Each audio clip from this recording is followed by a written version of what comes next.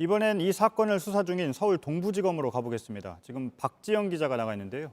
박 기자, 추미애 장관의 아들이 어제 소환 조사를 받았죠? 네, 맞습니다. 서 씨가 어제 이곳에 나왔습니다. 피고발인 신분입니다. 검찰이 수사에 착수한 지 8개월 만입니다. 그제는 추 장관의 전 보좌관도 소환됐습니다. 부대에 직접 전화를 걸었다는 의혹을 받는 인물입니다. 휴가 연장 절차와 관련한 통화를 했다는 건데요. 국방부는 아직까지 휴가 처리와 관련해선 문제가 없다고 공식적으로 밝힌 상태입니다. 네, 주말 사이에 두 사람이 조사를 받은 거네요. 어떤 조사를 받은 겁니까?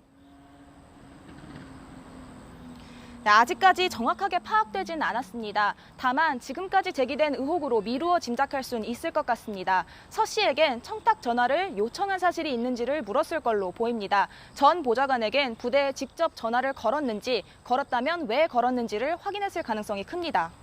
네, 휴가 특혜 의혹 외에 통역병 선발 의혹은 어떻습니까? 지금 수사가 시작이 됐습니까?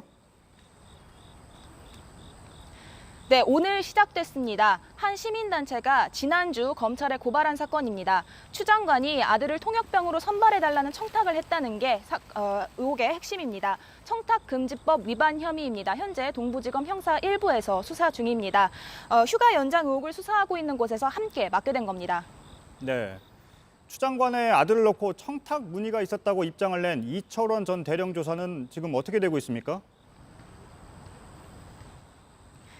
네, 앞으로 이철원 전 대령도 조사받을 가능성이 있습니다. 또 청탁 대상으로 알려진 당시 국방부 정책보좌관도 소환될 수 있습니다. 이렇게 되면 의혹을 제기한 사람, 또 의혹을 뒷받침하는 사람, 추 장관을 제외한 의혹의 당사자 대부분이 검찰 조사를 받게 되는 겁니다. 네, 끝으로요. 청탁 의혹과 관련해서 검찰이 핵심적으로 확인할 내용은 어떤 것들이 있습니까? 네, 전화를 받았다는 사람은 있습니다. 하지만 아직까지 전화를 했다는 사람은 밝혀지지 않고 있습니다. 따라서 실제 통화가 있었는지 여부부터 풀어야 할 의혹입니다. 그 다음이 통화 내용입니다. 전화를 했다면 실제 청탁을 했는지 또는 단순 문의를 한 것인지가 중요합니다. 현재 청탁금지법은요, 부대 배속과 같은 병역 업무도 규정하고 있습니다. 법령을 위반해서 업무를 하도록 했다면 부정청탁에 해당합니다. 또 청탁이 입증되면 성사 여부와는 관계없이 법을 어긴 게 됩니다.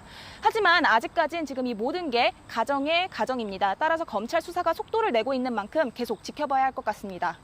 네, 박지영 기자입니다.